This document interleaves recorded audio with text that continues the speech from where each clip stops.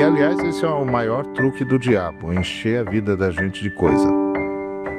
O diabo faz assim com a gente. Ele vai fazendo a gente se meter em tanta coisa, tanta coisa, tanta coisa, tanta coisa, tanta coisa, que chega uma hora que a gente nem consegue respirar direito, aquilo parece um entulho em cima da cabeça da gente, a gente não sabe mais o que vai fazer primeiro, não sabe mais o que vai fazer agora, não sabe o que vai fazer amanhã, nem sabe mais por que está fazendo isso agora, nesse instante, e não outra coisa. O importante perde-se de vista e a gente vai correndo atrás do urgente. Cuidado, esse não é o tipo de vida que o Senhor nos dá. Começar então no versículo 1. Apacentava Moisés o rebanho de Jetro, seu sogro, sacerdote Midian, e, levando o rebanho para o lado ocidental do deserto, chegou ao monte de Deus, a Horebe. Apareceu-lhe o anjo do Senhor numa chama de fogo, no meio de uma sarça. Moisés olhou, e eis que a sarça ardia no fogo e a sarça não se consumia. Então disse consigo mesmo: irei para lá e verei essa grande maravilha, porque a sarça não se queima. Então, vendo o Senhor que ele se voltava para ver, Deus, no meio da sarça, o chamou e disse: Moisés, Moisés. Ele respondeu: eis-me aqui. Deus continuou: não te chegues para cá, tire a sandália dos pés, porque o lugar em que estás é terra santa. Disse mais: eu sou o Senhor teu, eu sou o Deus de teu pai, o Deus de Abraão, o Deus de Isaque e o Deus de Jacó. Moisés escondeu o rosto, porque temeu olhar para Deus. Disse ainda o Senhor: certamente vi a aflição do meu povo que está no Egito e ouvi o seu clamor por causa dos seus exatores. Conheço-lhe o sofrimento. Por isso, desci a fim de livrá-lo das mãos dos egípcios e para fazê-lo subir daquela terra, uma terra boa e ampla, terra que mana leite e mel, o lugar do cananeu, do eteu, do amorreu, do ferizeu, do eveu e do jebuseu. Pois o clamor dos filhos de Israel chegou até mim, e também vejo a opressão com que os egípcios o estão oprimindo. Vem agora e eu te enviarei a Faraó, para que tires o meu povo, os filhos de Israel, do Egito. Então disse Moisés a Deus: quem sou eu para ir a Faraó e tirar do Egito os filhos de Israel? Deus lhes respondeu: eu serei contigo. E este será o sinal que de que te enviei. Depois de haveres tirado o povo do Egito, servireis a Deus neste modo. Disse Moisés a Deus: eis que quando eu vier aos filhos de Israel e lhes disser: o Deus de vossos pais me enviou a vós outros, eles me perguntarão: qual é o seu nome? Que lhes direi? Disse Deus a Moisés: eu sou o que sou. Disse mais: ainda dirás aos filhos de Israel: eu sou, me enviou a vós outros. Disse Deus ainda mais a Moisés: assim dirás aos filhos de Israel: o Senhor, o Deus de nossos pais, o Deus de Abraão, o Deus de Isaque, o Deus de Jacó, me enviou a vós outros. Este é o meu nome e eternamente assim serei lembrado de geração em geração.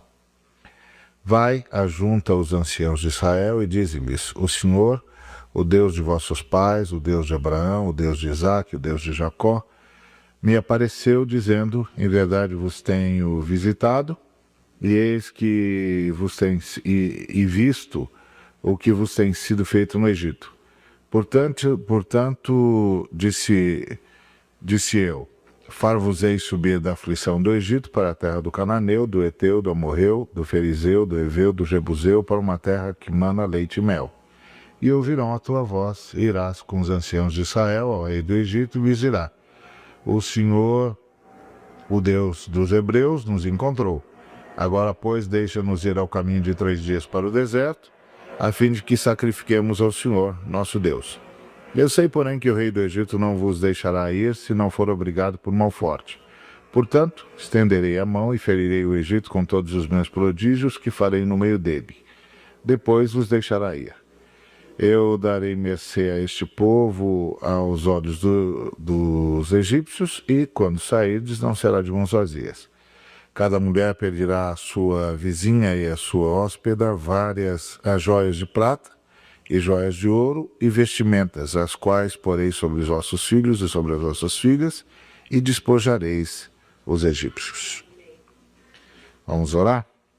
Obrigado, Senhor, por tua palavra, por tua presença e pela tua ministração, que já ministraste através de todo o período de louvor. Queremos rogar que o Senhor continue ministrando-nos com a tua palavra. Em nome de Jesus. Amém. Bom, aqui vai começar a missão, a grande missão de libertação. Não é? O livro do Êxodo é o livro da saída, o livro da libertação. É interessante que, se a gente vai um pouquinho antes, nos versículos 23 a 25 do capítulo 1, diz assim: decorridos muitos dias, morreu o rei do Egito, os filhos de Israel gemiam sobre a servidão, e por causa dela clamaram, e o seu clamor subiu a Deus. Ouvindo Deus o seu gemido, lembrou-se da sua aliança com Abraão, com Isaque e com Jacó, e viu Deus os filhos de Israel e atentou para a sua condição. É interessante perceber que às vezes a gente clama ao Senhor e o Senhor vai ouvindo o nosso clamor e vai preparando a nossa libertação, que pode levar muito tempo, ou pode levar algum tempo, como é o caso de Israel. O Senhor ouviu o clamor, mas Moisés teve de nascer. O Senhor ouviu o clamor, mas Moisés teve de crescer. O Senhor ouviu o clamor, mas Moisés teve de ir para o deserto. O Senhor ouviu o clamor, mas Moisés teve de ser preparado no deserto. E aí, no devido tempo, o Senhor chamou Moisés lá no deserto. Então, o que você percebe? Que Deus tem meios para responder aos nossos clamores. E Ele usa os meios da história. Isso é uma decisão de Deus. Deus podia fazer mágica, podia fazer pirotecnia. Deus podia fazer assim e você aparecia no outro lado do Jordão, no outro lado do Mar Vermelho, no outro lado, em qualquer outro país do mundo. Mas não foi assim que Deus resolveu tratar conosco, porque nós fomos derrotados na história e seremos salvos na história. Nós caímos na nossa realidade e seremos salvos na nossa realidade. E a nossa realidade respeita limites, nossa realidade respeita tempo, nossa realidade respeita processos, nossa realidade respeita épocas, nossa realidade respeita movimentos, nossa realidade é a realidade da história. É a realidade das coisas que acontecem num padrão humano. E Deus nos salva nesse princípio, nesse movimento. É assim, Jesus podia aparecer, mas ele teve de nascer como qualquer criança nasceria, exceto pelo fato de ser obra do Espírito Santo, mas ele teve de nascer. E ele teve de crescer, ele teve de ter infância, teve de ter adolescência, juventude, até que ele estava pronto para o seu ministério. Porque ele veio para salvar os seres humanos na condição de o segundo Adão, o segundo modelo de ser humano que aparece na história. Então ele vai passar pela história dos seres humanos, pelo processo dos seres humanos, pelo jeito que as coisas acontecem na nossa história, na nossa realidade. E aqui é a mesma coisa. Deus está ouvindo o seu povo? Tá, mas Moisés tem de nascer. Deus está ouvindo o seu povo? Tem, mas Moisés tem de crescer. E Deus está ouvindo o seu povo? Tá, mas Moisés precisa ser treinado. Precisa passar por um processo de quebrantamento, depois um processo de humilhação no deserto, para então estar pronto para liderar o seu povo para sair do Egito. Porque é assim, nós pecamos no tempo e seremos salvos no tempo. Nós tropeçamos na história e seremos salvos na história. Você não fica esperando que Deus toda hora vai fazer uma coisa em que você está num canto e aparece no outro. Isso pode acontecer eventualmente, como aconteceu com Filipe, que de repente se achou ao lado do eunuco no deserto, ao lado da carruagem dele. Mas isso é uma coisa rara que acontece porque Deus queria começar algo na Etiópia e decidiu que ia fazer através daquele homem que estava lá na sua carruagem lendo Isaías. Não é? Mas de resto, Deus atua na história. Deus atua na história, por meio da história e através da história. Então, o fato de Deus, de nós estarmos clamando a Deus e parecer que Ele está sendo tardio em responder, é porque Deus tem de criar os processos. Deus tem de deflagrar os processos. E tem mais, Deus não cai de paraquedas na história. Ele prepara a história. Ele prepara a história para as coisas acontecerem. Até primeiro por respeito ao ser humano. Né? Porque senão tudo isso seria um grande teatro. Né? Seria um grande teatro. Não, não é. Não é. Nós estamos vivendo, nós estamos sofrendo, nós estamos lutando, e tudo isso está acontecendo por causa de decisões nossas, de equívocos nossos, e Deus entra no meio dessa história. Deus não anula a história, não. Deus entra no meio da história e age no meio da história. Não age fora dela. É dentro da história. Por isso que o apóstolo Paulo, quando fala do nascimento de Jesus, ele diz, em vindo à plenitude dos tempos. Teve de esperar. Temos de esperar. Porque é um tempo. E Deus vai trabalhando na história. E é assim também com a minha e a sua oração, é com o meu e com o seu clamor. Deus vai trabalhar na história. E talvez, em alguns casos, a gente tenha de esperar um Moisés nascer. Não é? Tem de acontecer algo. Tem de haver um processo. É dentro dos processos da história que Deus age e nos liberta na história. Nunca fora dela. Dentro dela. Que nós somos seres contingentes e é dentro da história que nós estamos, é dentro da história que nós caímos e é dentro da história que nós seremos libertados. Então, Moisés está lá, está fazendo o seu trabalho, provavelmente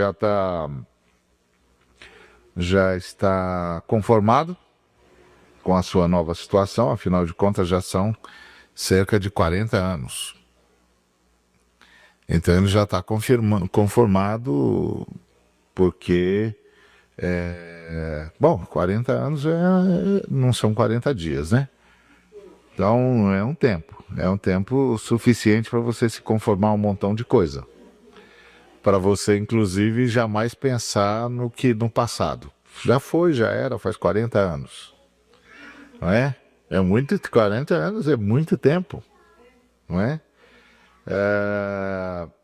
Mas aí ele está lá, para ele o tempo passou, mas para Deus estava apenas começando. E aí o Senhor decide chamar a sua atenção. E aí sim, faz um milagre extraordinário, que certamente vai chamar a atenção de Moisés. Isso implica, portanto, que Moisés não era lá esse sujeito espiritual, porque as pessoas espiritualmente mais sensíveis não precisam de tudo isso para perceber que Deus está chamando, né? Então ele não era lá esse cara tão espiritual, não é? Ele era um sujeito que tinha tentado ser o libertador do seu povo, não deu certo, fugiu do imperador, do faraó, se refugiou no deserto e agora é pastor de ovelhas, cuida do rebanho do sogro, faz parte de um clã, tá na dele, agora é outra história, né? Acabou, passou. E não está muito ligado em Deus, não sabe muita coisa, Já faz, do seu povo já está afastado há 40 anos. Ah, não tem muita coisa mais para pensar em relação ao seu povo. E como eu disse para vocês na outra vez, é preciso lembrar que o povo de Israel sabia muito pouco de Deus.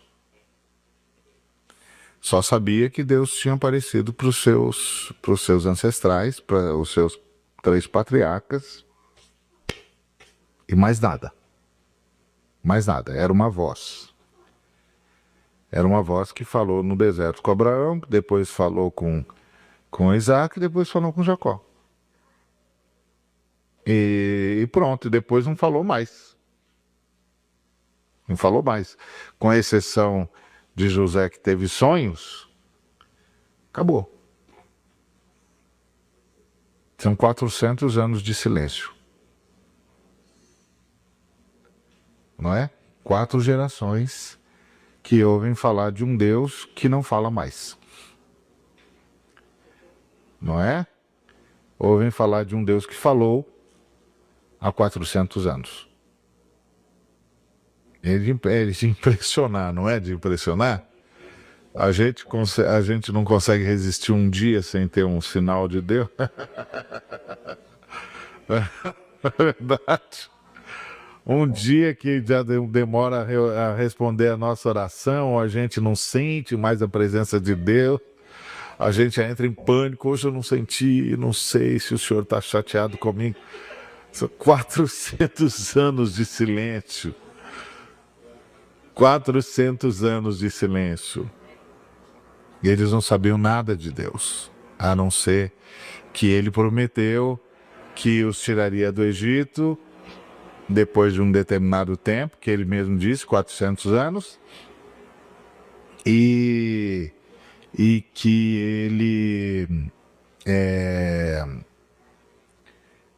ele faria deles uma grande nação e que através deles abençoaria todas as famílias da terra. É tudo que eles sabiam. Mas isso ele tinha dito há 400 anos.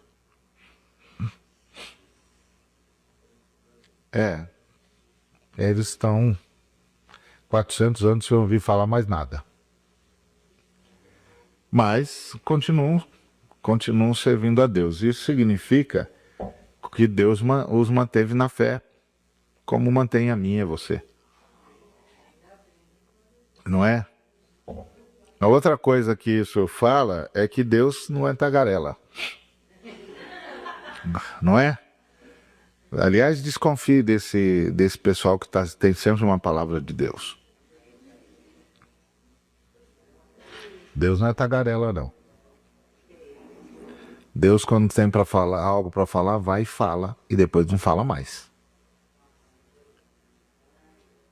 Eu já disse, a palavra dele não volta vazia. Ele disse, pronto. E você, se você é do tipo que para tudo na vida precisa de uma palavra de Deus, está roubando. Porque Deus não vai ter tantas palavras assim, não. Ele já deixou um livro escrito. Você tem aqui os padrões. Você tem aqui os princípios. Você queria dizer no palco, sim, onde é essa? Mas ele fala na palavra, por favor. Falar na palavra. A palavra está aí, o tempo todo. Mas ele não tem toda hora uma palavra específica para você. Hoje eu tenho uma palavra para você. Ô senhor, eu preciso de mais, dá mais uma palavra. Não é assim. Não é assim. Deus não é tagarela. Deus não fica jogando conversa fora. Né? Nós aqui ficamos jogando conversa fora. Deus não. Ele, mesmo porque a palavra de Deus é Deus, né? Deus quando fala, acontece.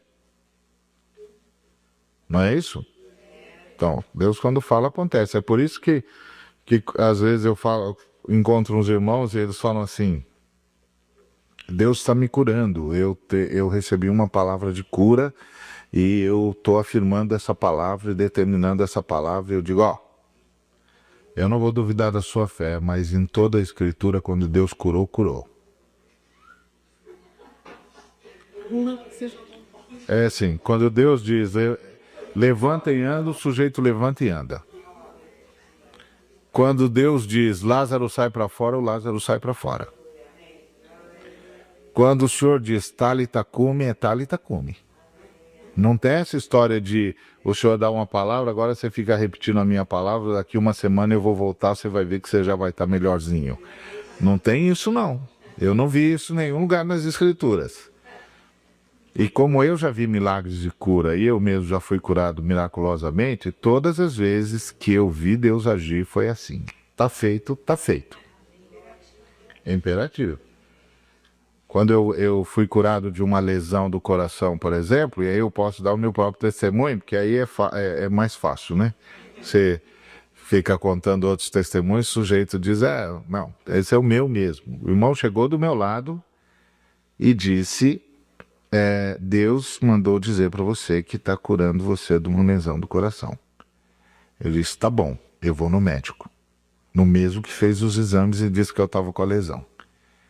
Aí fui, falei, doutor, vim aqui para os exames de novo. Ele fez, aí ele pegou os 2 exames e falou, engraçado, onde é que está a lesão que você tinha no coração? Eu falei, um irmão disse que Deus levou.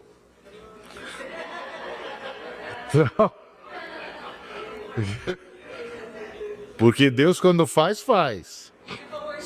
Falei. Não, mas ele é cristão também, ele deu risada. Ele deu risada e falou, mas você nem nessa hora você fica um pouquinho pentecostal? Porque ele era mais pentecostal do que eu. Ai.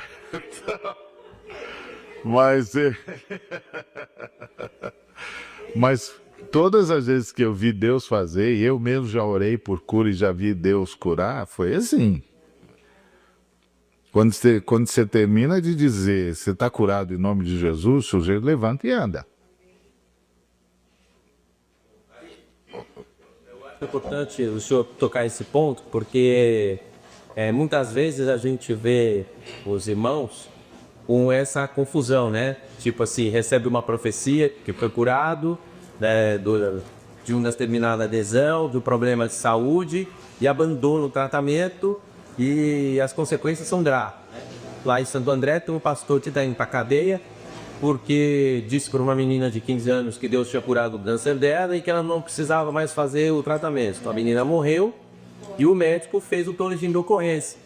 E ele vai ser julgado por homicídio doloso, né? Então, é o que eu sempre oriento, eu falo às pessoas, eu tenho no meu consultório pacientes, eu trato câncer, eu tenho pacientes que eu tenho uma moça, especificamente uma moça que tem um tumor maligno, que a gente orou, e eu tenho as ressonâncias magnéticas, e a cada sessão que ela vem fazer o controle, o tumor maligno em oração está diminuindo. Mas eu tenho comprovadamente, cientificamente provado que está havendo cura no caso dela. Mas é que eu sempre oriento, né? Porque às vezes eu vejo irmãos da aquecer muito lá assim, não, aí a ressonância quebrou, eu fui fazer exame porque eu já estava curado no nome de Jesus, né? É importante fazer com o senhor. Não, eu vou no médico, quem sabe desse negócio de cura é médico. Né?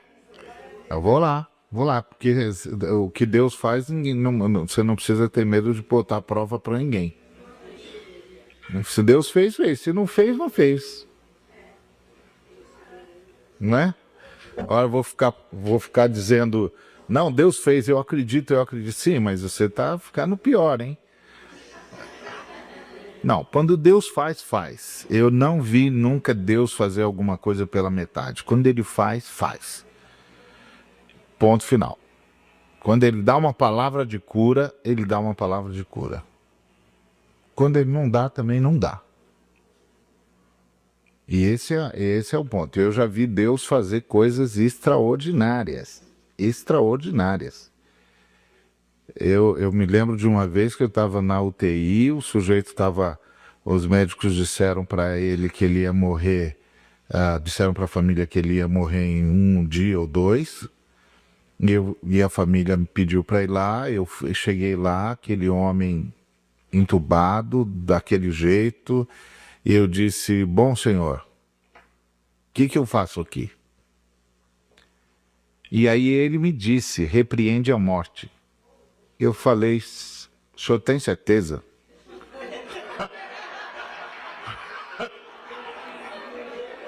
O senhor tem certeza disso? Né? Em voz alta, porque lá na UTI, eu falei, o senhor tem certeza disso?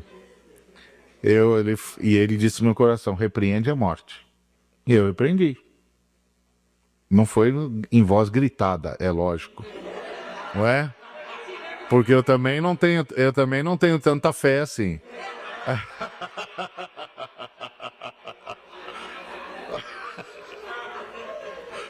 Mas eu peguei e falei, então, em nome de Jesus eu repreendo a morte. E fui embora. Não tinha mais nada para falar. Aí fui embora e no dia seguinte a família me ligou e disse, ó, os médicos disseram que aconteceu alguma coisa, ele está se recuperando, em 2 dias vai ter alta. Então eu já vi.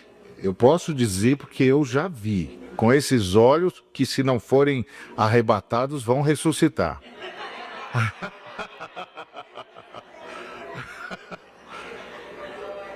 Eu vi. Eu vi Deus fazer milagres e não foi pouco, não. E todas as vezes que eu vi Deus fazer, Ele fez. Desse que você pode ir lá no médico e dizer, moço, faz o exame de novo aqui, que tem um pastor doido aí falando que Deus me curou. De novo, sabe o quê? O meu irmão foi ao médico, daí tinha um tumor e uma sopa renal. E foi daí que deu uma pista coisa, aí de um pastor teve aí para perguntar agora, pastor, tudo uma cura, e tudo bem. E ele não cuidou de casa outra vez o exame. E foi para cirurgia. E quem alterava era um amigo dele. O cara tá super louco, desesperância. Do que para ver, para enfiar tem que tirar a costela, botar tudo isso que ficou terrível. É muito dolorido com os esposos para fazer isso. Que...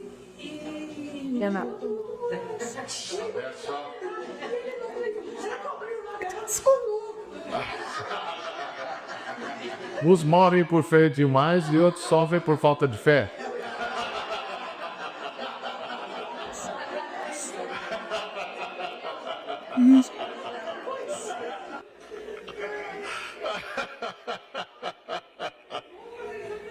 É isso mesmo, vai fazer exame. Se alguém orar por você, vai fazer exame.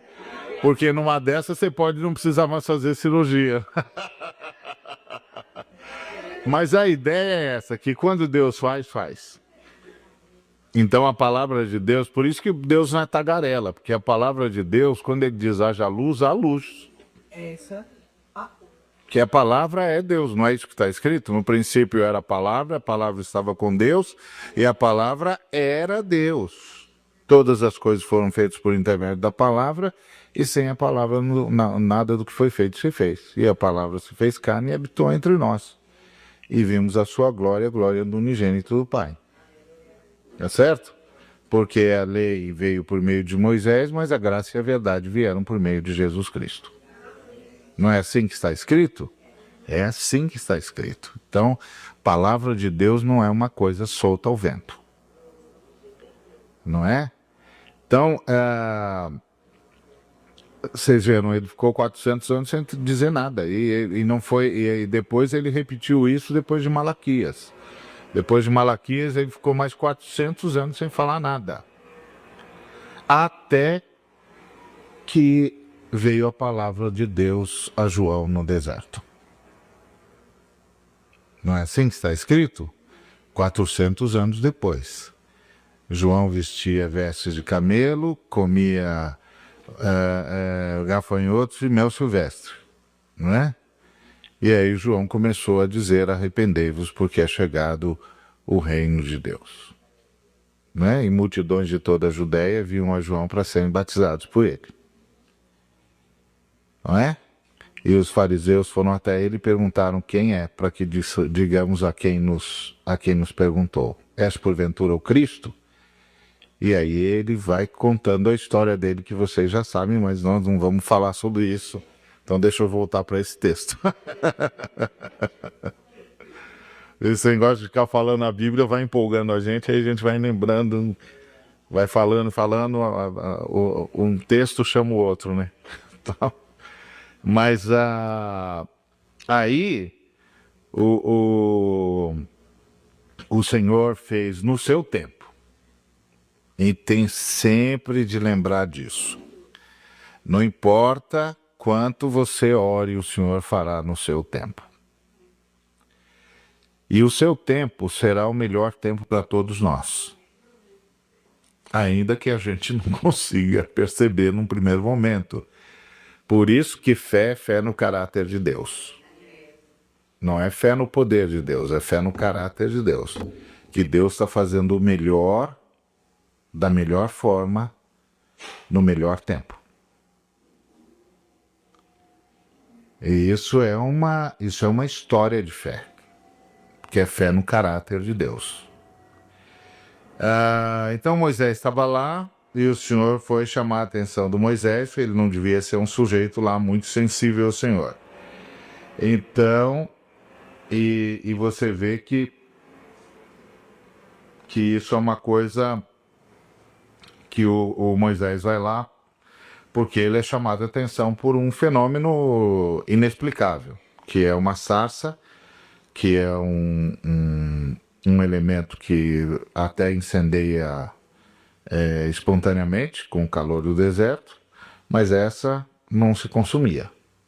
Então ele já tinha visto muitas sarças pegando fogo, não era nada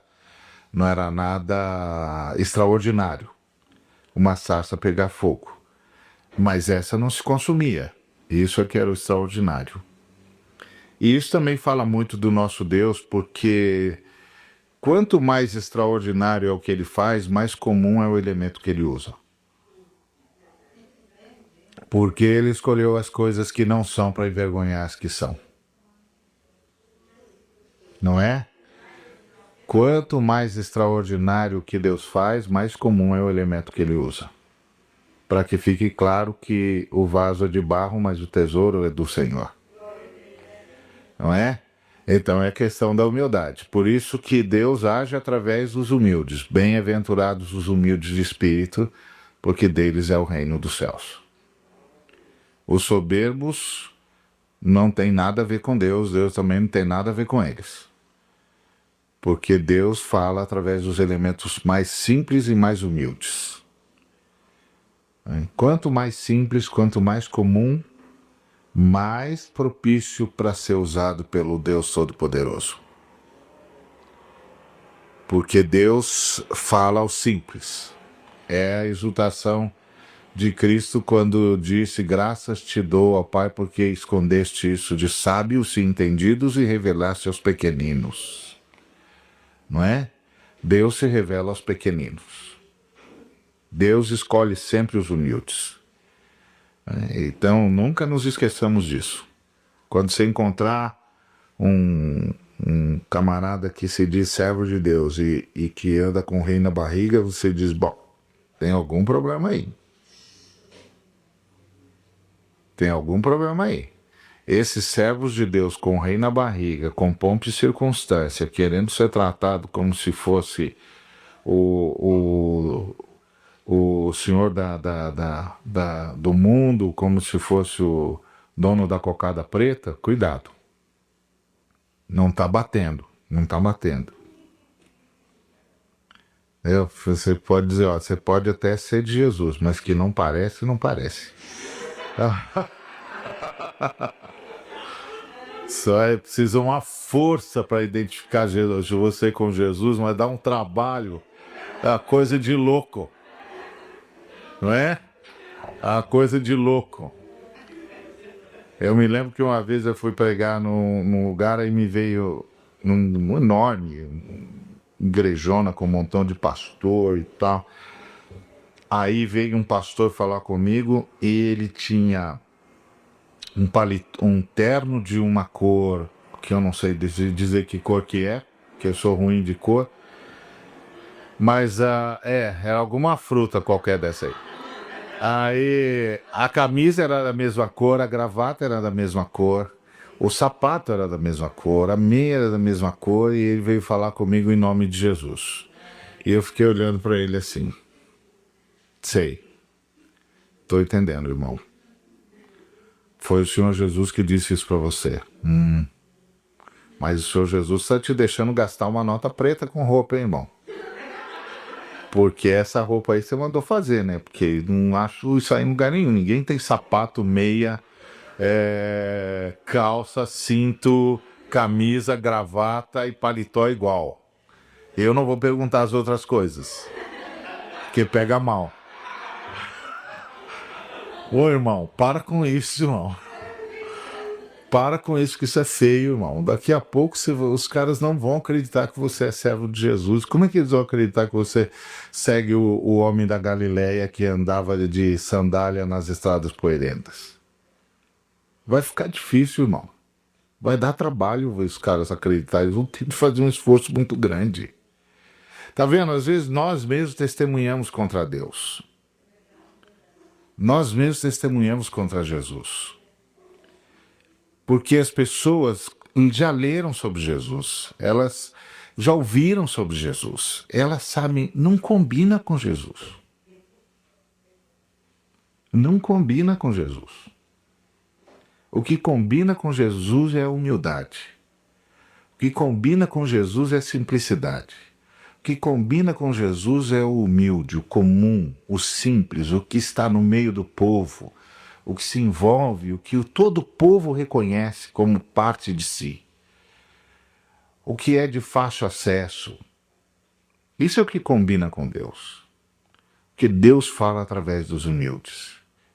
Deus se manifesta na humildade. É a palavra do anjo aos pastores. E isto vos servirá de sinal. Encontrareis um menino envolto em panos numa manjedoura. Eis que hoje eu vos trago uma nova de grande alegria, que hoje na cidade de Davi vos nasceu o Salvador, que é Cristo Senhor. E isto vos será por sinal. Encontrareis um menino envolto em panos numa manjedoura. Esse é o vosso Salvador. Nunca se esqueça disso.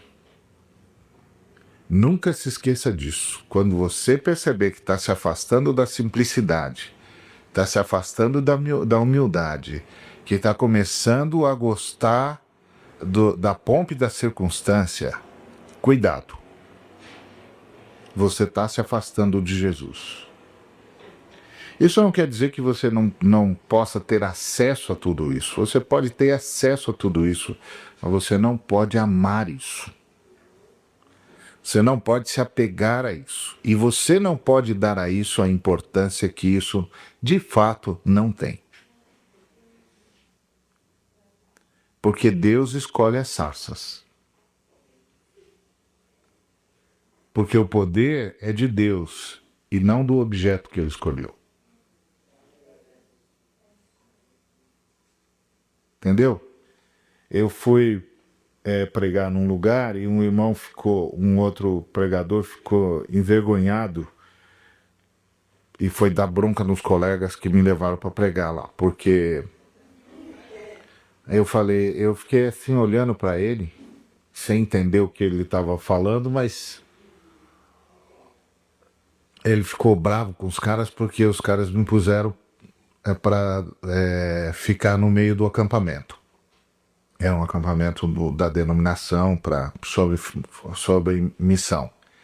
E aí eles me puseram num chalé, como todo mundo. Aí, só que o chalé era menor do que o número de pessoas, então todo mundo tinha de ficar com alguém. Então eu já tinha uma família no chalé, eles me puseram num quartinho em cima do chalé. E aí ele chegou para mim e falou assim: por que você não reclama? Eu falei: mas reclamar do quê? De você estar no chalé. Eu falei: mas todo mundo está no chalé. Não, você está lá. Ué, mas todo mundo está lá. Tem alguém que não está no chalé? Todo mundo está no chalé. Todo mundo está no mesmo lugar. Eu falei: não, você é o pregador. Eu falei: e eles são os ouvintes. Qual a diferença? Qual é o problema? Não, porque isso não é certo. Ué, o que não é certo é todo mundo estar no chalé e eu dormir no meio da praça num dia de chuva. Isso, isso realmente não tá certo. Aí eu ia protestar, falou, ô irmãos, com tanto chalé aí, alguém podia ceder um espacinho pra mim, né? Me botar pra dormir na praça, no meio da chuva, no meio do acampamento, pega mal. Aí ele disse, não, porque não pode tratar pregador assim. Eu falei, por que não? Eu estou sendo tratado como todos os outros irmãos. O problema é que ele não queria ser tratado assim. E aí ele estava bravo porque eles estavam me tratando assim. Eu falei, quando for a sua vez, eles vão te tratar de outro jeito. Até porque você não vai ver se não for desse jeito. Então tá assim a igreja. É assustador. É assustador. Ninguém mais quer a sarça.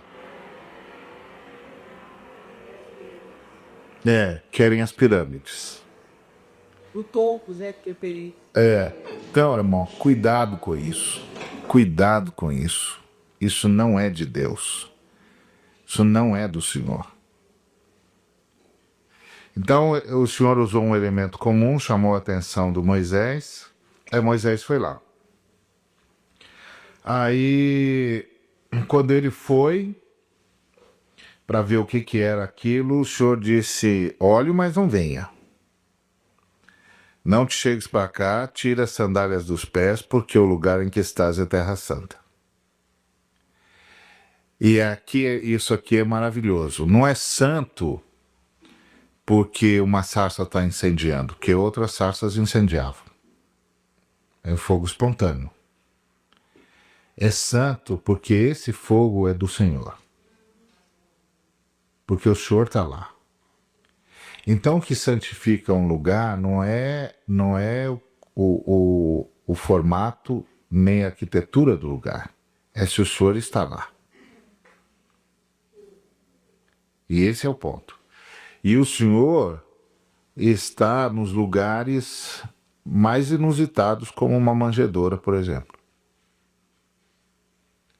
Você imagina, era um dia como qualquer outro, muita gente tinha ido para o templo, porque queria ver a glória do Senhor, mas tanto a glória do Senhor quanto o Senhor da glória estavam numa manjedoura. Você já pensou nisso? Os caras foram lá num templo enorme, extraordinário, mas o Senhor estava numa manjedoura lá no lugar onde os animais ficam.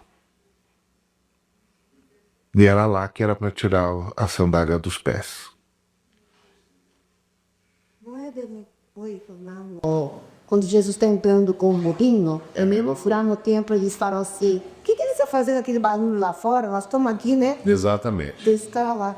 E o pessoal tá entrando no quê? Tá entrando num burrinho. Eu vi uma vez um irmão dizer que ele entrou num burrinho porque o burrinho era Cadillac daquele tempo. Mas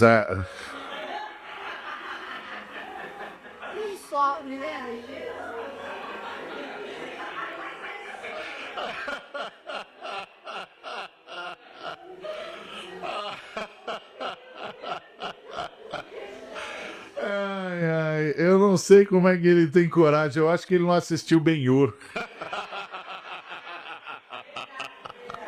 Se ele tivesse assistido Ben-Hur, ele ia saber que o Cadillac daquele tempo era aqueles alazões maravilhosos que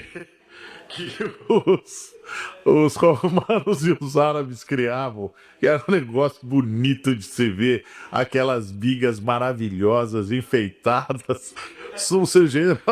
Mas nem no cinema direito ele não vai, gente.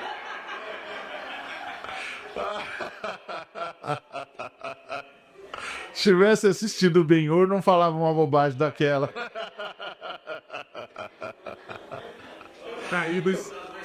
Ixi, quem ficar vendo, fazendo dinheiro com o Brasil sem cobrar juros. Então, Você vê como as pessoas podem torcer tudo, né? Por isso que eu digo, cuidado com a falta de humildade e de simplicidade, porque isso vai fazer a gente torcer as coisas de tal jeito que daqui a pouco ninguém mais sabe nada do Senhor. É lamentável. É lamentável. Então, o que santifica a gente, o que santifica qualquer lugar é a presença do Senhor. E o Senhor vai sempre escolher os lugares que não concorram com Ele. Não é? Os humildes não concorrem com Deus. Não é? Porque os humildes sabem que dependem dele. Essa é a grande maravilha disso. Os humildes não concorrem com Deus. E aí, quando você vê uma pessoa humilde brilhando, você sabe, é o Senhor mesmo. É o Senhor mesmo. Eu conheci uma senhora que aprendeu a ler na Bíblia e ela lia a Bíblia de forma extraordinária. E você sabia, é o Senhor. Com certeza. É o Senhor. E ela orava como eu nunca consegui orar. E aí você sabia, é o Senhor. O Senhor escolhe os humildes, porque os humildes não concorrem com Ele. Sabem de quem é a glória. E ficam sempre com os pés descalços. Então, maravilhoso isso. Ele disse, olha, eu chamei a sua atenção, mas fica de longe, porque aqui é a Terra Santa. E isso nos ensina uma outra coisa. O Senhor não vem a gente para a gente pesquisá-lo. O Senhor vem a gente para a gente ouvi-lo. Para a gente se submeter a Ele. Ele não vem para despertar a nossa curiosidade, Ele vem para nos dar instruções. E se num primeiro momento Ele chama a nossa atenção porque a gente anda muito distraído com a vida, num segundo momento Ele diz, só que o nosso relacionamento não mudou. Eu sou Deus, você é criatura. Tira a sandália dos seus pés e agora me ouça. Porque às vezes a vida faz isso com a gente vai ficando tão distraído com a vida e tão angustiado com ela e tão voltado para as coisas da vida, para as lutas, para as angústias, que a gente se perde de Deus. Porque o dia a dia vai tomando os espaços. E a cabeça da gente vai sendo tomada por outras coisas. E aí a gente se esquece de Deus. E aí de vez em quando Deus faz uma entrada triunfal dessa. Não é? Para chamar a atenção da gente. Mas depois que chamou a atenção, pronto, agora é para ouvir e obedecer. Por isso, cuidado com aquela necessidade de ver todo dia coisas maravilhosas de Deus. Cuidado com isso. Gente que todo dia quer ver uma coisa maravilhosa de Deus não aprendeu a ouvir a palavra de Deus. Eventualmente Deus faz coisas maravilhosas. Eventualmente Deus faz uma entrada triunfal. Mas para chamar a nossa atenção. Porque senão a gente não se volta, que é exatamente o que o texto diz sobre Moisés, que vendo o Senhor que ele se voltava, então ele estava de costas para aquilo, não era algo que importava. E eu não sei quanto tempo aquela sarça ardeu até que ele percebeu que estava acontecendo alguma coisa. Porque quando o texto diz vendo que ele se voltava, dá a impressão de que esse negócio está demorando. Esse negócio está demorando. Porque é assim, a vida vai abstraindo a gente. E a gente vai ficando tão repleto de coisas do dia a dia que a gente vai se afastando de Deus. E, aliás, esse é o maior truque do diabo, encher a vida da gente de coisa. Cuidado com isso. Isso é como Isso é como dispensa cheia de quinquilharia. Sabe aqueles quartos que você vai jogando tudo, jogando tudo, jogando tudo? Então chega uma hora que você não consegue achar mais nada ali, não tem mais jeito. O único jeito de achar alguma coisa é ir tirando tudo de lá e depois rearrumar. O diabo faz assim com a gente. Ele vai fazendo a gente se meter em tanta coisa, tanta coisa, tanta coisa, tanta coisa, tanta coisa, que chega uma hora que a gente nem consegue respirar direito, aquilo parece um entulho em cima da cabeça da gente, a gente não sabe mais o que vai fazer primeiro, não sabe mais o que vai fazer agora, não sabe o que vai fazer amanhã, nem sabe mais por que está fazendo isso agora, nesse instante, e não outra coisa. O importante perde-se de vista e a gente vai correndo atrás do urgente. Cuidado, esse não é o tipo de vida que o Senhor nos dá. Se Deus fosse decorador de interiores, ele ia ser clean. Quer dizer, grandes espaços e poucos móveis. Porque tem de ter espaço é pra gente. Não pode entulhar de coisa, porque aí não tem espaço pra gente. Não é? É complicado. Eu me lembro que uma vez Judite e eu fomos visitar um casal e a casa deles era assim, cheia de coisinhas na parede, cheio. Tinha coisa, tudo quanto era lugar tinha coisa. Aí a Ju não resistiu e disse: como foi que seus filhos cresceram aqui?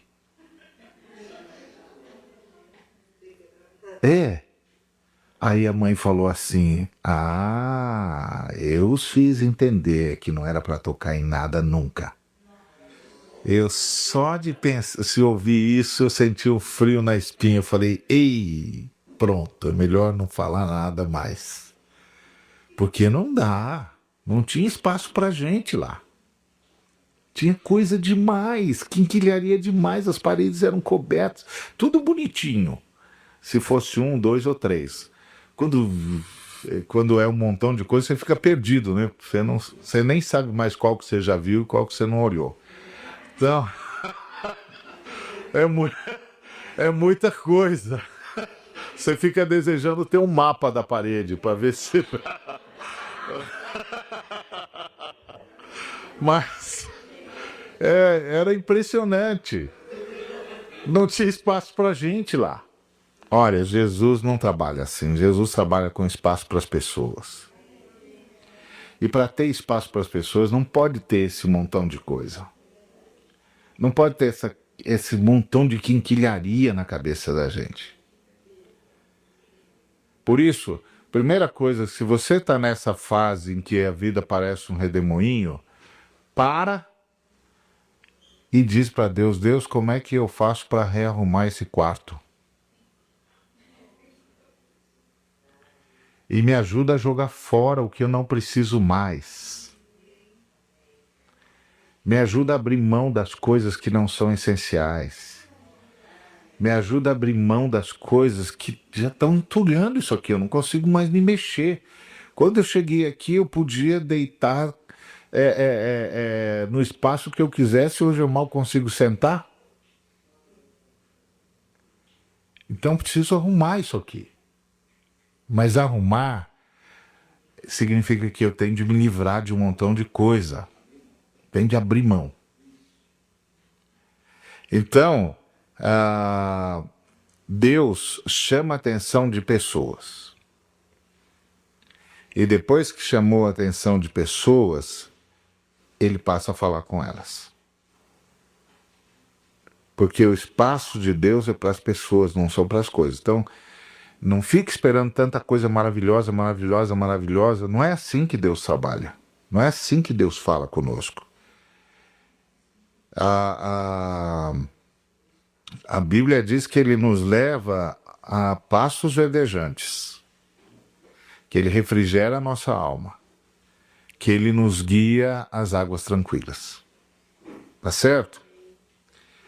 E eu tenho a profunda desconfiança de que tem irmãos aqui hoje que estão precisando desesperadamente parar. porque o Espírito Santo não me deixa continuar esse negócio que falar isso de novo. Eu já falei com ele aqui uma par de vezes, Senhor, preciso continuar o estudo. Tem gente aqui que o Espírito Santo está dizendo para você, se você ainda não ouviu, ouça agora. Para. Repensa a sua vida. Diz para ele o que é que ele quer que você elimine. E elimine, tira da sua vida. Porque você não está conseguindo ver Deus. Percebe? Não está conseguindo ver Deus.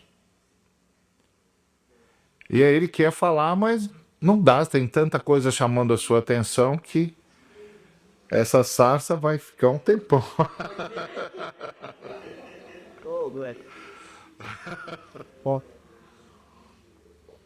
Então, o Senhor chama o Moisés e diz: tira a sandália dos seus pés, você está em Terra Santa, porque o Senhor está chamando a atenção de Moisés, não para as coisas que ele faz, mas para a pessoa que ele é. E para a palavra que ele tem para dizer. Quem corre atrás das coisas que Deus faz são aqueles que não sabem que estão falando com Deus. Que é como aconteceu no tempo de Jesus, quando Jesus perguntou aos seus discípulos: o que diz o povo que eu sou? Quem diz o povo que eu sou? E eles disseram: um profeta. E é por isso que a multidão corria atrás de Jesus, porque corria atrás do profeta que faz. Quem anda correndo atrás das coisas que Deus faz, não sabe que está atrás de Deus. Não sabe que está vendo Deus. Então aquela multidão via milagres extraordinários, mas não percebia que estava diante do Messias. Via milagres extraordinários, mas não percebia que estava diante do Salvador. Para eles é um novo profeta. Um profeta que faz. Porque quando você sabe de Deus, você passa a ser adorador. E o adorador não corre atrás do que Deus faz, corre atrás do que Deus é. Para ser como Deus. Tá certo? Então cuidado para não ficar correndo atrás das coisas que Deus faz, porque quando Deus faz só para chamar nossa atenção para a sua palavra, para o seu desejo. Então, vendo o Senhor que ele voltava para ver, chamou Moisés. E ele respondeu: eis-me aqui. Aí Deus disse: não se chegues, porque tira as sandálias dos pés, porque o lugar em que estás é a Terra Santa. E disse mais: eu sou o Deus de teu pai, o Deus de Abraão, o Deus de Isaque, o Deus de Jacó. Moisés escondeu o rosto, porque temeu olhar para Deus, uma reação natural, né? E disse mais: o Senhor certamente vê a aflição do meu povo, que está no Egito, ouviu o seu clamor por causa dos seus exatores, conheço-lhe o sofrimento. E isso é maravilhoso. O fato de Deus parecer demorar para responder uma oração não quer dizer que Deus não a tenha ouvido e nem que ele não conheça o nosso sofrimento. Mas quer dizer que ele responde na história. Tende a aprender isso. Se não aprender isso, você não vai não vai conseguir conviver com Deus. Porque o tempo de Deus é diferente do nosso tempo. É a história das irmãs de Lázaro que avisam a Jesus com prazo suficiente para ele vir que Lázaro estava doente. E o Senhor não vem. Cadê o Senhor? Não veio.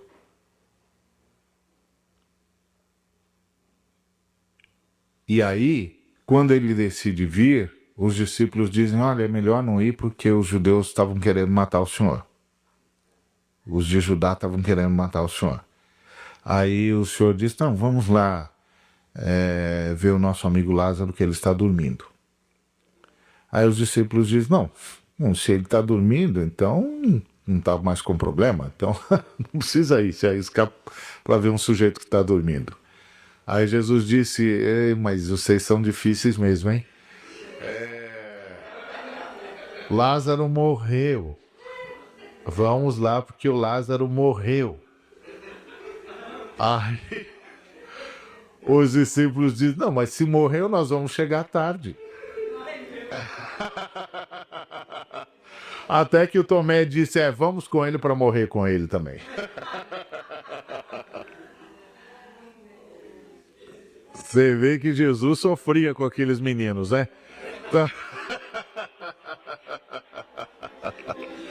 Mas você percebe, o tempo de Jesus não é o nosso tempo. As irmãs lá estão dizendo, por que ele não veio? Por que ele não veio? E aí quando ele chega,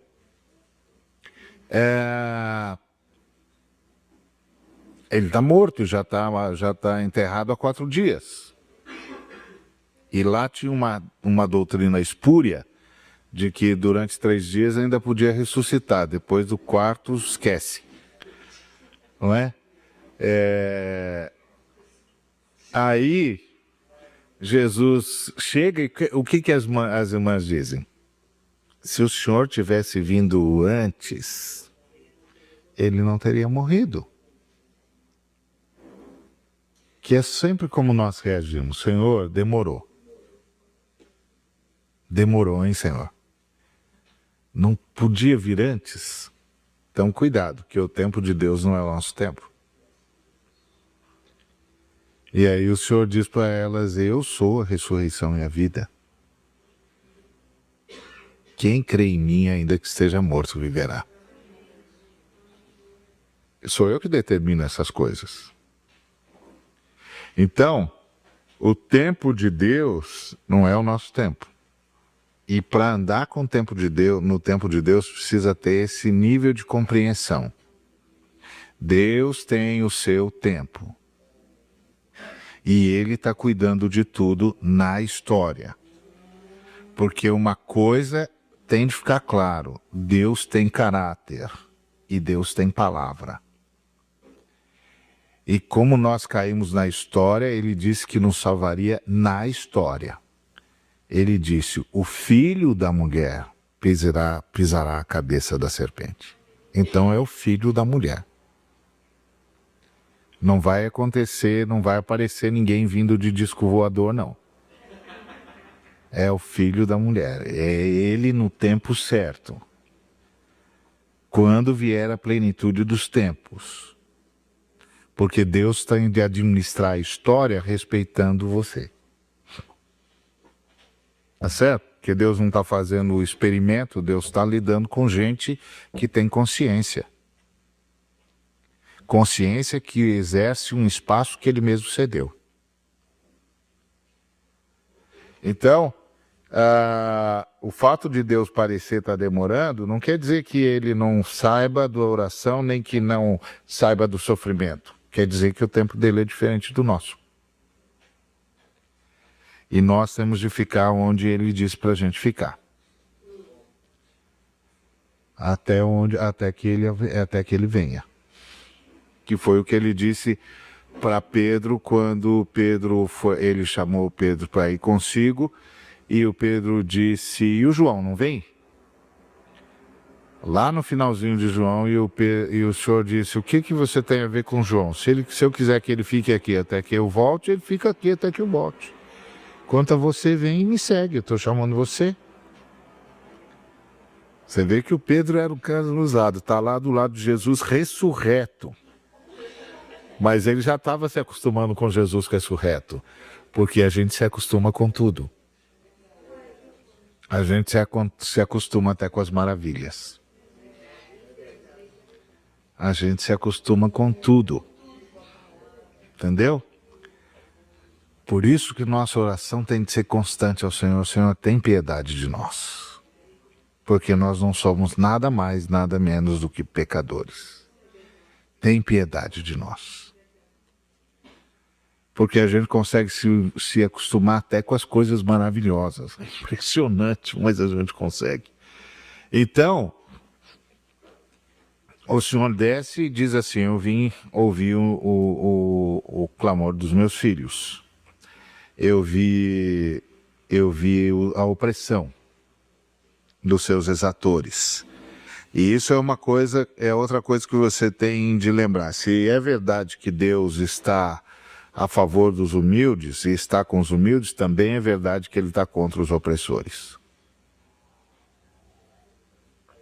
Então não entre na causa de ninguém que seja opressor.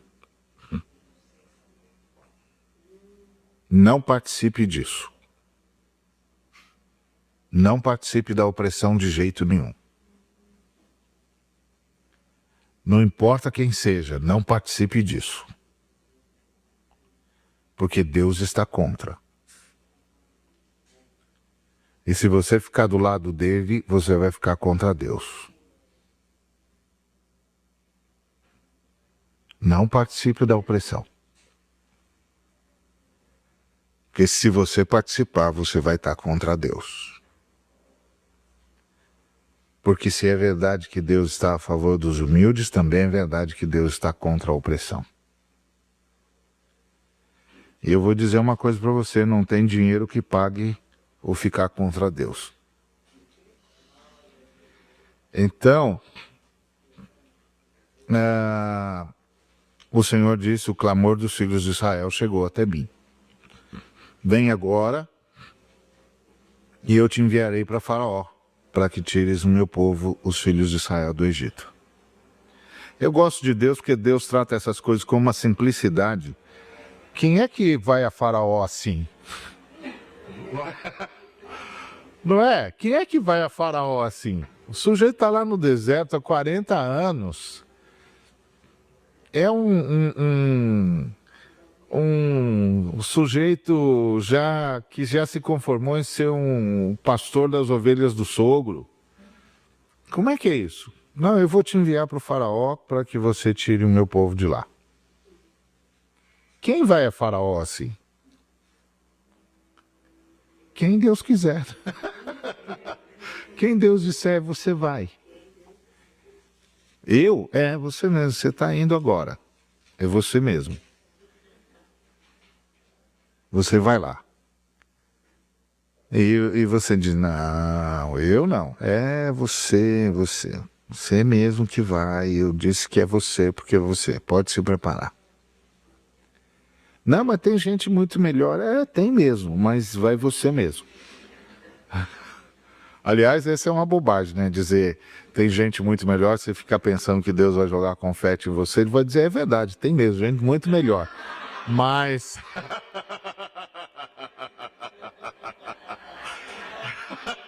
mas é você que vai.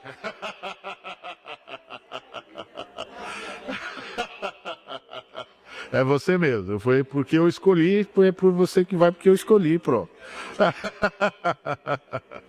É, Deus, e eu gosto de Deus por causa dessa simplicidade. Gente, olha que coisa fantástica. Né? Olha, vem agora e eu te enviarei ao Faraó para que tires o meu povo, os filhos de Israel, do Egito. Então disse Moisés a Deus: quem sou eu para ir a Faraó e tirar do Egito os filhos de Israel? E Deus lhe respondeu: eu serei contigo. E este será o sinal que eu te enviei. Depois de haveres tirado o povo do Egito, servireis a Deus neste monte. Qual é o sinal? Aqui, ó. Este é o sinal. Qual é o sinal? O sinal é: eu serei contigo. A gente fica pensando assim: Senhor, me dá um sinal. E ele diz: eu sou contigo. Sei, mas... isso é ótimo. Que bom. Mas não tem um milagrezinho que o senhor possa fazer, alguma coisa, para o pessoal saber que o senhor é comigo? Alguma coisa que eu faça assim, aponta o dedo, levanto a palma da mão, alguma coisa dessa de parar alguma coisa no ar. O senhor não tem nada? Eu sou contigo. Este é o sinal. Olha que coisa bonita isso. Esse será o sinal de que eu te enviei, que eu sou contigo.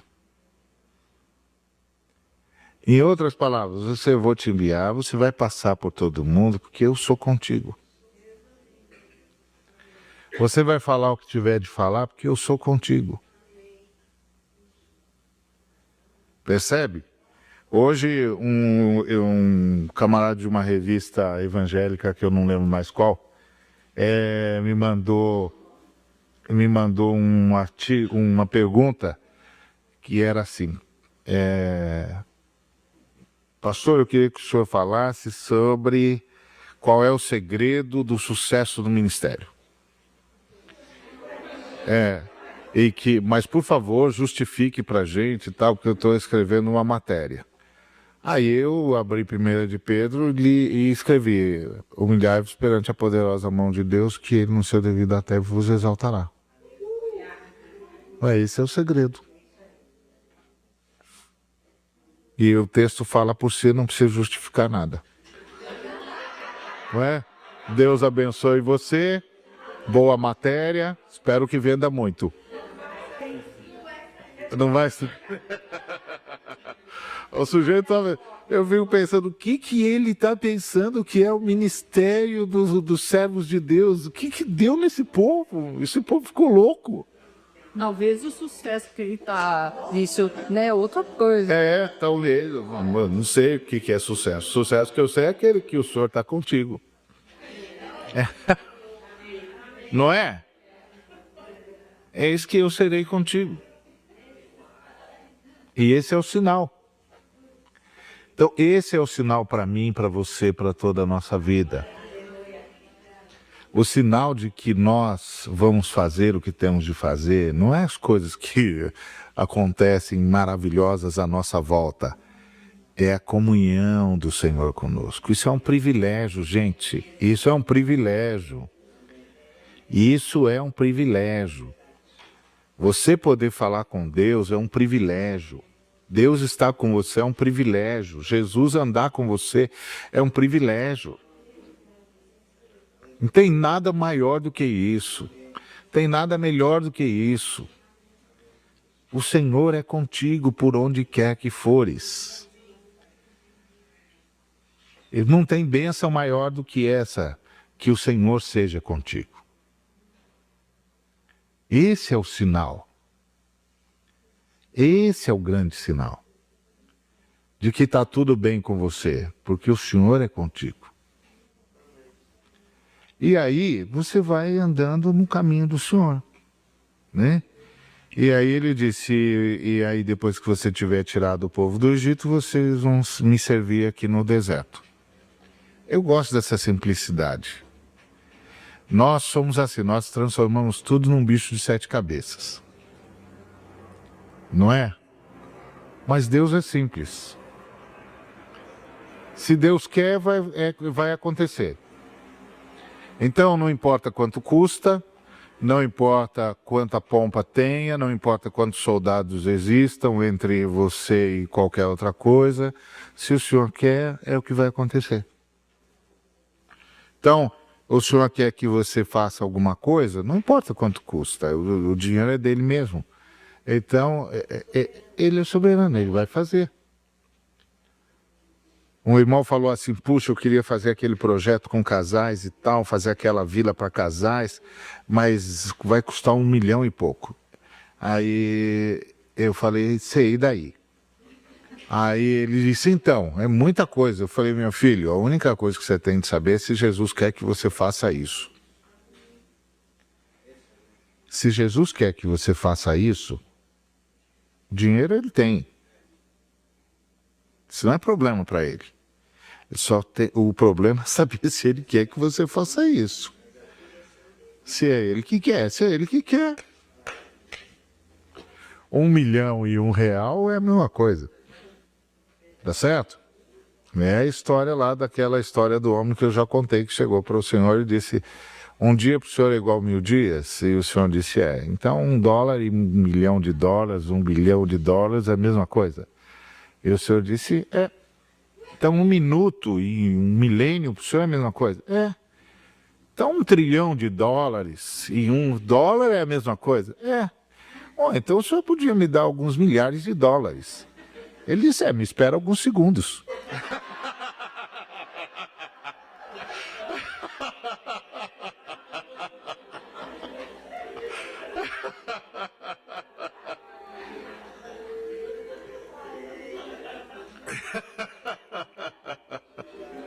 Então...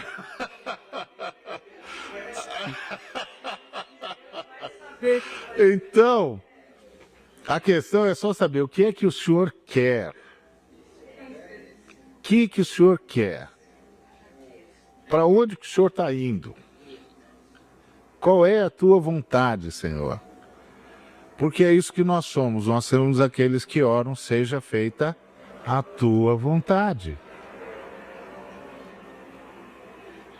Para um povo que ora seja feita a tua vontade, a gente tem vontade demais, né? Tá falando. Não é verdade? Então ele disse: olha, eis que quando aí o Moisés disse para ele, né, quando eu vier aos filhos de Israel, ele disse: o Deus de nossos pais me enviou a vós outros, eles me perguntarão qual é o seu nome. E o que lhes direi? Isso é interessante, porque é aquilo que eu falei, nem o nome do Senhor eles não sabiam. E aí o Senhor disse assim: olha, eu sou o que sou. Bom, aqui a gente aprende duas coisas. Primeiro, que ele é. E só ele pode conjugar o verbo ser na primeira pessoa. Porque ele é. Todos nós dependemos. Só ele é. Ele sustenta-se a si mesmo. Então só ele pode dizer: eu sou. Nenhum de nós pode. Por isso tudo que somos, somos nele. Ou somos nele ou não somos. Porque ele é que sustenta tudo. E por isso ele pode dizer: eu sou. E quando ele diz eu sou o que sou, é porque ele é completo. Ele não precisa de nada. E também não cabe na nossa cabeça. Então não adianta ficar dando explicação. Não é? Não adianta ficar dando explicação. E aí ele disse mais: assim dirás ao filho de Israel: eu sou, me enviou a vós outros. Eu sou é ele, porque só ele pode dizer eu sou. Então Iavé, ou Javé, o eu sou, me enviou. Mas é impressionante o que ele disse depois. Disse Deus ainda mais a Moisés: assim dirás aos filhos de Israel: o Deus de vossos pais, o Deus de Abraão, o Deus de Isaque e o Deus de Jacó, me enviou a vós outros. Este é o meu nome eternamente. E assim serei lembrado de geração em geração. Essa frase, gente, é a coisa mais impressionante do mundo. Porque todo mundo está doido para saber qual é o verdadeiro nome de Deus, se é Iavé, se é Jeová, se é Javi, se é Yarvé. Mas Deus disse: eu serei conhecido como Deus dos seres humanos a quem eu falei, dos seres humanos que me ouviram. Eu sou o Deus que se relaciona com os que me ouvem. É assim que eu vou ser conhecido. Eu não sou um Deus solitário. Eu não sou um Deus perdido no tempo e no espaço. Eu sou o Deus que se relaciona, que fala, que chama a comunhão. Eu sou o Deus daqueles que comungam comigo. E eu quero ser conhecido não pelo que eu sou, mas pelas pessoas que comungam comigo. Olha que coisa impressionante. Olha que coisa impressionante. Ele disse, não importa o meu nome, eu serei conhecido como o Deus de Abraão, o Deus de Isaque e o Deus de Jacó. Seres humanos a quem eu escolhi, com quem eu falei e que me ouviram. E eu quero que as pessoas saibam que eu sou o Deus daqueles que me ouvem. Eu sou o Deus do relacionamento. Eu não sou o Deus da pompa e da circunstância. Deuses de pompa e circunstância são os ídolos. Porque os ídolos são assim, têm olhos, mas não veem. Têm nariz, mas não cheiram. Têm boca, mas não falam. Têm mãos, mas não pegam. Têm pés, mas não andam. O Deus eterno é o Deus do relacionamento. Por isso que a grande grita de Deus através dos profetas é esse povo vem aqui e faz festas solenes e clama e diz aleluia e tal, mas o seu coração está longe de mim. E eu não sou o Deus da pompa e circunstância. Eu não sou o Deus dos rituais. Eu sou o Deus da comunhão. Eu sou o Deus de Abraão. Eu sou o Deus de Isaque. Eu sou o Deus de Jacó. E tem mais. Como dizia o Otmani, ele é o Deus que chama, o Deus que abençoa e o Deus que transforma. Porque ele chamou Abraão, abençoou Isaque, que viveu mais pacato e pacificamente do que os outros, e transformou Jacó. Eu sou o Deus da comunhão. Eu sou o Deus que me envolvo com seres humanos, o Deus de relacionamento. Invocar a Deus é buscar ter relacionamento com Ele. Deus não é um Deus à parte, distante, mitológico, mítico, que fica pendurado num altar qualquer em algum lugar e fica recebendo um montão de oferendas ocas que não tem nada a ver.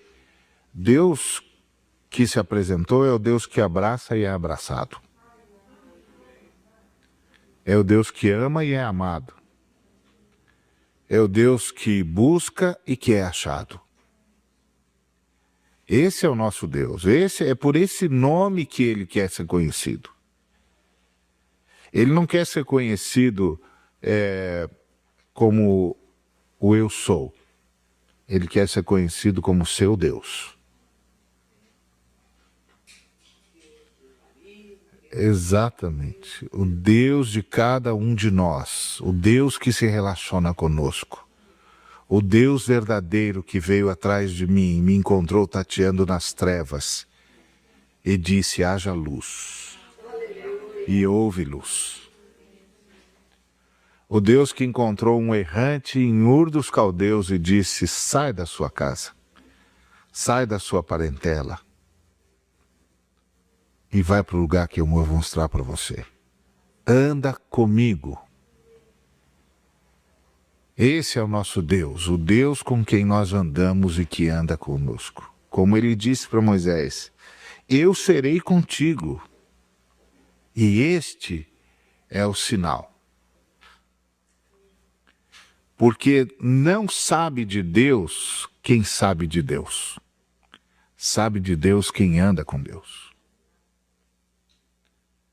Porque foi assim que Enoque foi arrebatado. Enoque andava com Deus. E já não era, porque Deus o tomou para si. Esse Deus nosso é um Deus ávido de relacionamento. É um Deus ávido de comunhão. É um Deus que nos chama para andar com Ele. E que vem para andar conosco. Por isso essa frase dele é extraordinária.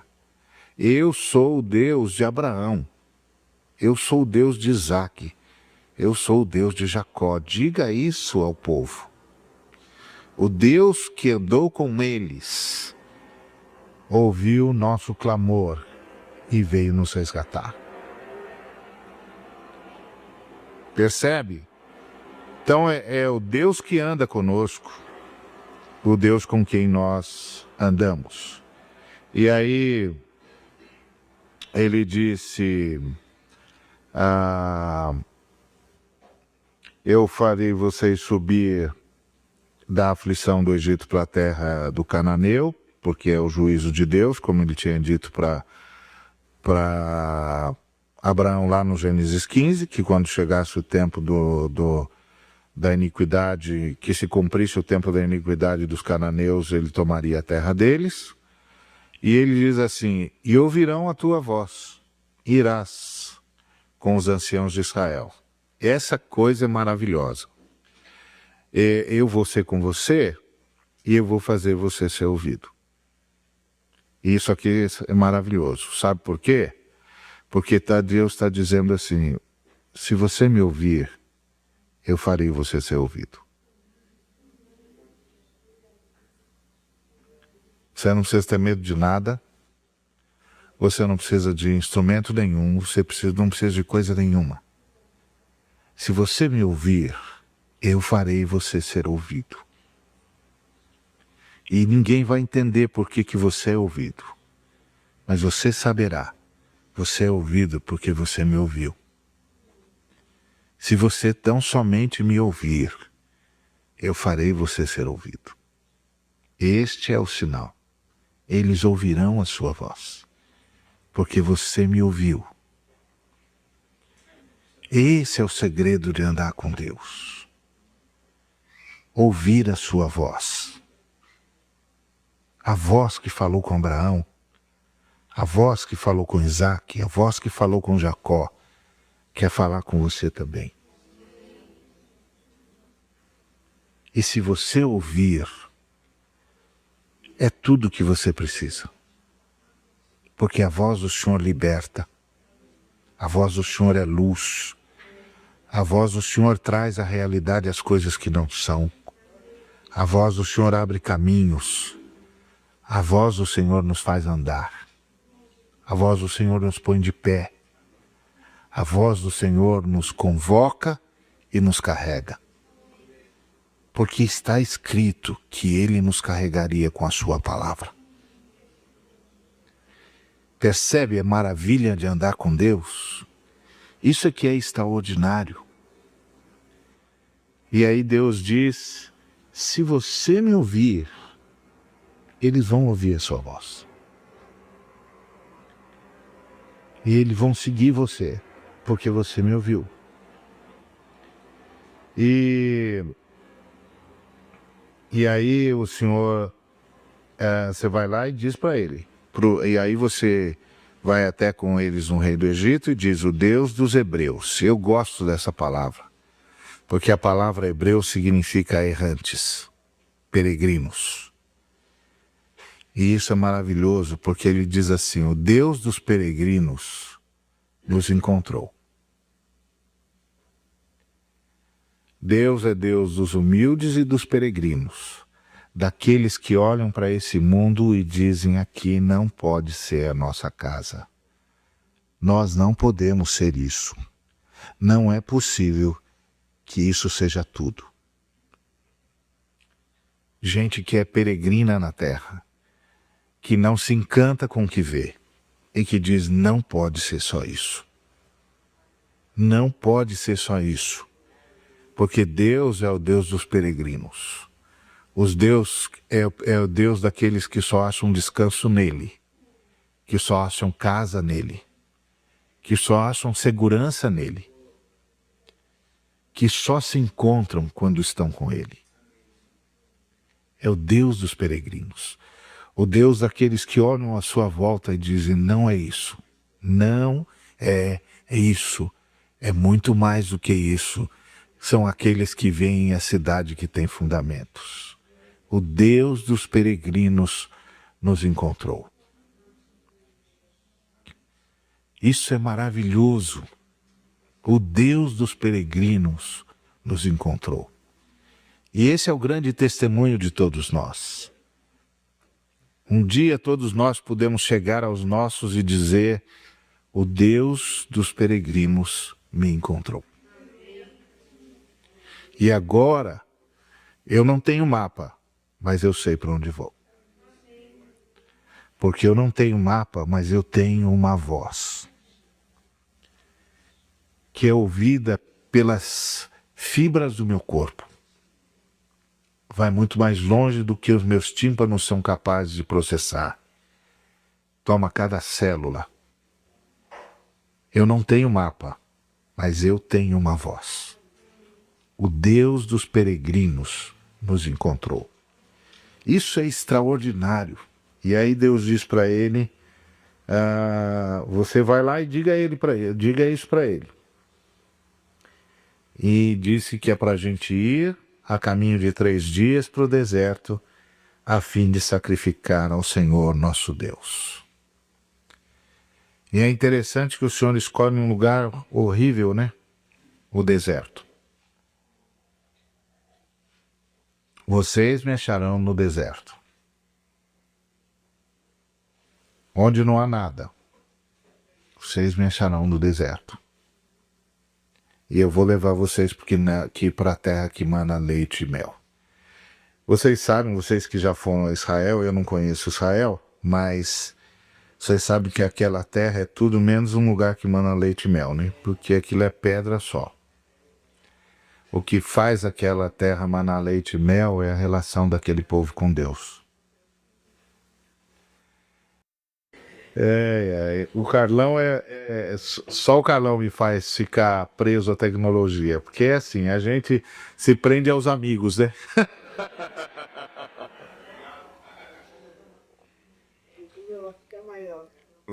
Eu vou em alguns lugares, o pessoal pede e fala, não, deixa isso pra lá.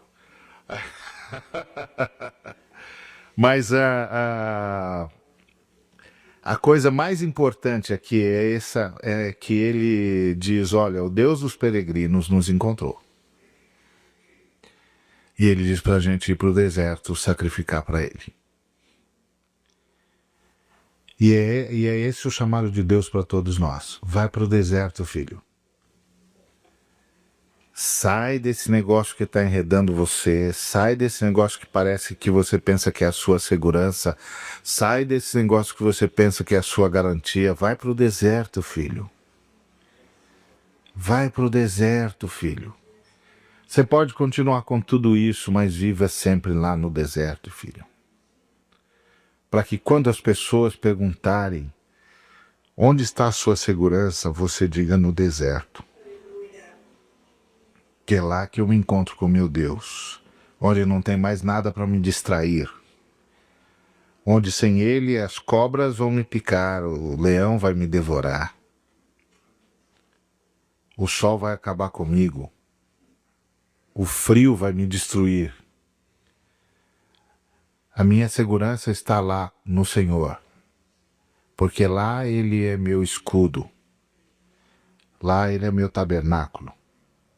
Lá ele que é o meu aconchego, ele que me cobre, ele que me protege, ele é a luz na escuridão e a sombra no dia quente.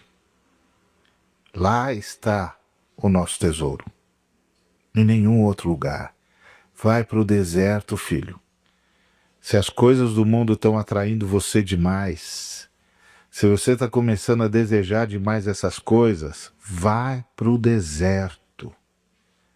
Deixa o Senhor libertar você. Deixa o Senhor tirar você do Egito. Vá para o deserto, meu filho. Vá para o deserto, minha filha. Vai lá onde tudo que você terá é só o Senhor. E aí você terá tudo. Porque quando a gente tem o Senhor, a gente tem tudo. Então, é maravilhoso o Senhor dizendo isso. Porque o faraó podia dizer, então o que o seu Deus vai fazer? Vai tomar o poder aqui? E o Moisés ainda disse para a gente ir para o deserto. Não tem nada aqui para nós. Não tem nada aqui para nós. Nós vamos ao encontro de Deus no deserto. E a ideia é, não importa onde eu esteja, e não importa o tamanho da minha casa, nem importa, e não importa o conforto da minha cama, eu sempre estarei no deserto. Porque é esse o nosso chamado. Vai para o deserto, filho. E a beleza de ir para o deserto é que o deserto nos ajuda a ser sempre livres. Então isso faz com que a gente possa ir para onde o Senhor quiser a qualquer hora. Porque quem está no deserto só tem de se levantar e caminhar, né? Tem mais nada para carregar, vai carregar o que? Areia? Não é? Não tem nada para carregar aqui. Vai carregar o que? Areia? Não tem nada aqui. É lá no deserto que está a nossa segurança. Não no deserto pelo deserto, mas por causa do Senhor. Que é a realidade de Israel. Um lugar que é pedra só e mana leite e mel. Como é que pode? Que é o Senhor. É o Senhor. É o Senhor que faz a pedra dar espaço para a raiz. Percebe? É o Senhor. É extremamente rico isso. E quantos irmãos, eu me lembro de um colega, o Luiz Matos, ele pastoreava no interior e começou a dar uma praga na plantação. E aí um irmão chegou para ele e disse: pastor, vem orar na minha plantação, porque aquilo lá é tudo que eu tenho e vai morrer. E ele disse: nós vamos falar com o Senhor e dizer para o Senhor: Senhor, não é a terra que dá vida, é o Senhor. Não é a terra que sustenta, é o Senhor. Aí ele foi e orou. E aquele foi o único pedaço de terra onde a praga não chegou. Sabe por quê? Porque o segredo é estar no deserto com Deus. É dizer para Deus o tempo todo: é o Senhor. Não é o contrato que eu assinei, não é o lugar que eu tenho, não é o salário que eu ganho. É o Senhor. O Senhor é que dá vida. O Senhor é que é. Só o Senhor. Então,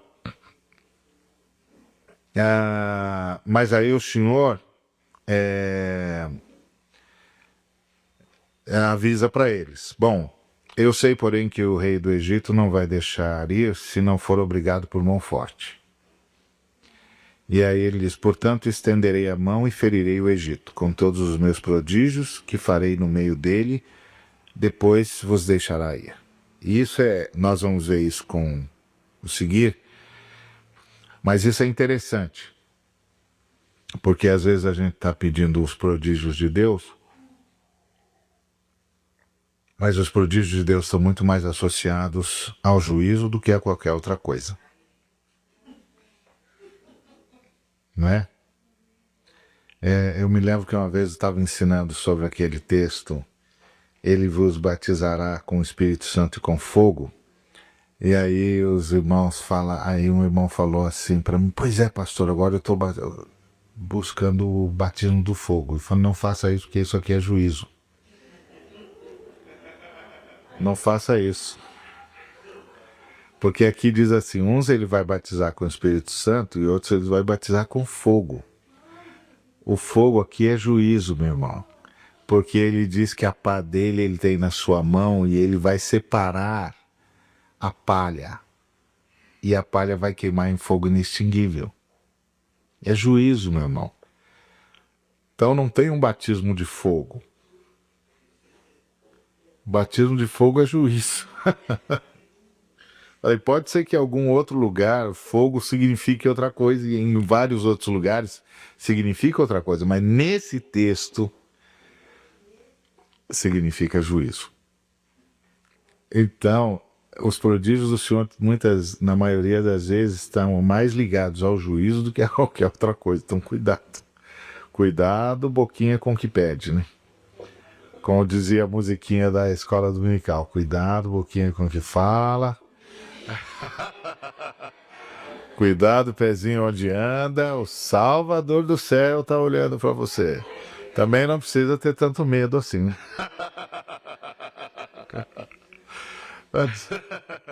Quando as crianças cantavam muito essa música, você não sabia se o pessoal estava tentando ensinar obediência ou medo, mas de qualquer maneira,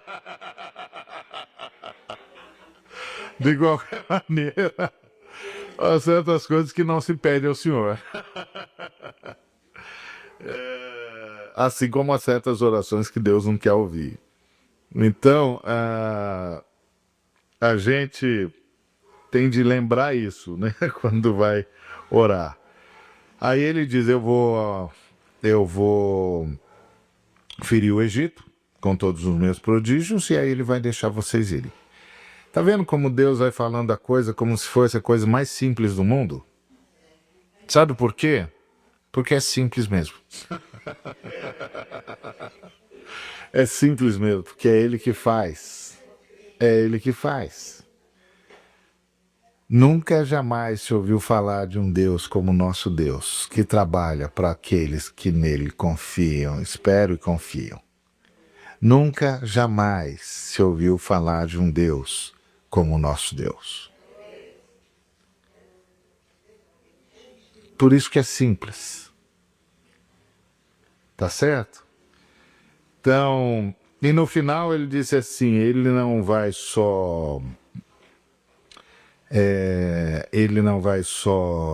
vou só ferir o Egito, eu vou dar mercê a esse povo, aos olhos dos egípcios, e quando sairdes, não saireis de mãos vazias. Cada mulher pedirá a sua vizinha e a sua hóspeda joias de prata e joias de ouro e vestimentas, as quais porei sobre os vossos filhos e vossas filhas, e despojareis os egípcios. Por isso não fica do lado dos opressores, porque os opressores vão ser despojados. Tá certo?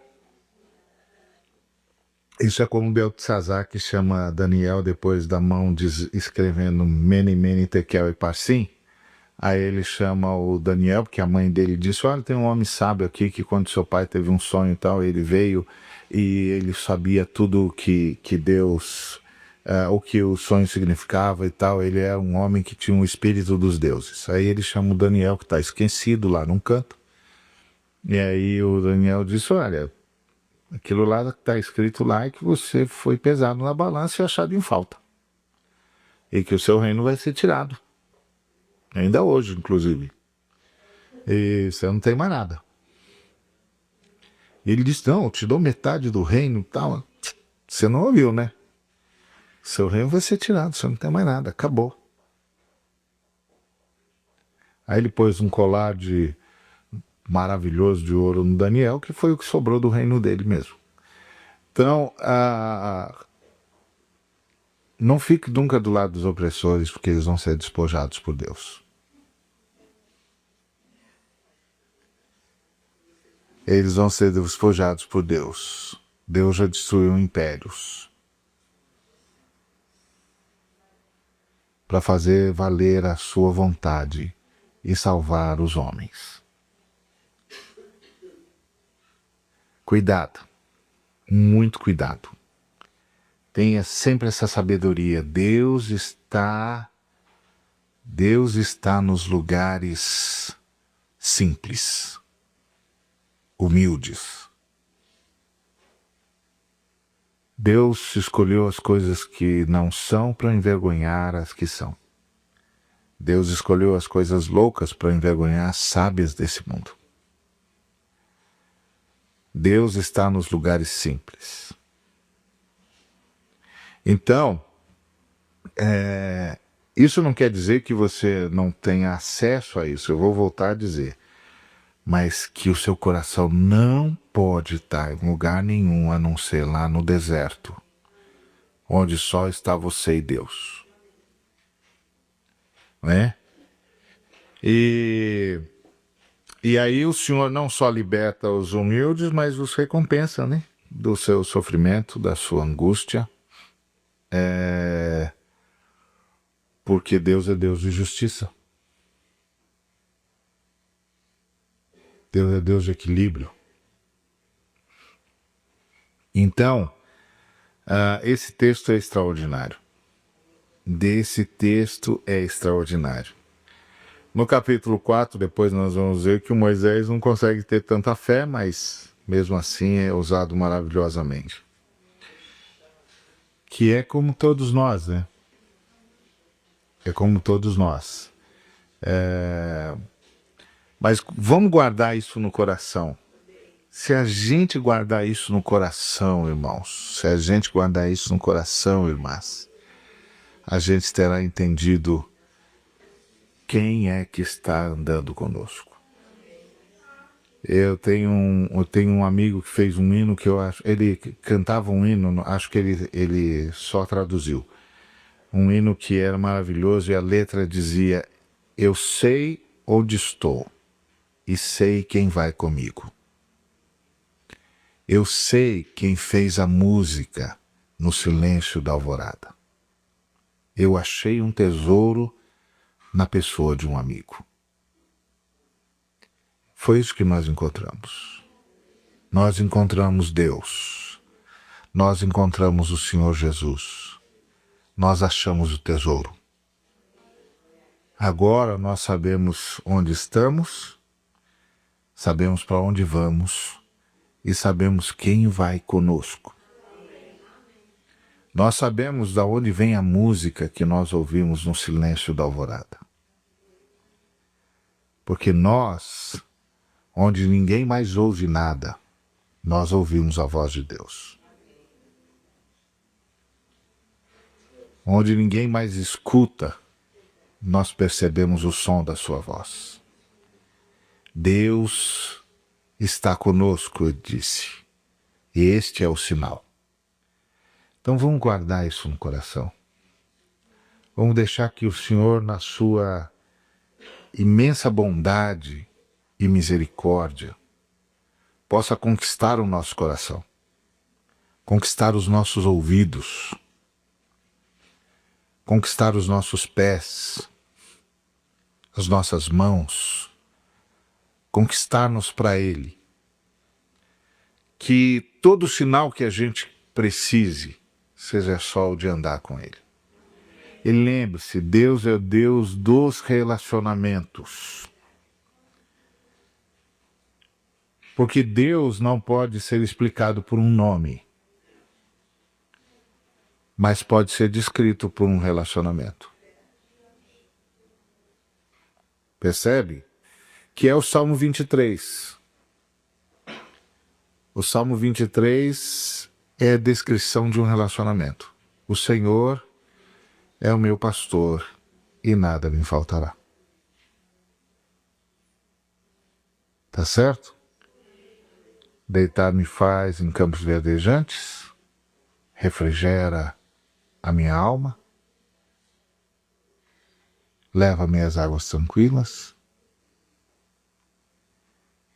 É isso. É a frase, é a descrição de Deus. É o Shabá, é o sábado. É o descanso em Deus. Tá certo? Ainda que eu ande pelo vale da sombra da morte, não temerei mal algum, porque tu estás comigo. A tua vara e o teu cajado me consolam. preparas-me uma mesa na presença dos meus adversários, e o meu cálice transborda. Bondade e misericórdia certamente me seguirão todos os dias da minha vida, e habitarei na casa do Senhor para todo sempre. Esse é o nome de Deus. É assim que ele quer ser conhecido.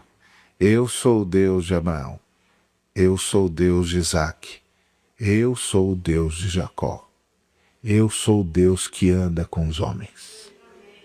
Os outros, que se dizem deuses, matam, roubam, destroem, enganam, mentem, cobram, oprimem. Eu sou o Deus que ando com os homens. O Deus de Abraão, o Deus de Isaque, o Deus de Jacó. E a cada um de nós que chegamos no seu reino, ele acrescenta nessa lista. Se hoje ele aparecesse de novo na sarça, ele recitaria milhões de nomes. Que Deus lhe deu o privilégio de estar entre os nomes citados. Que Deus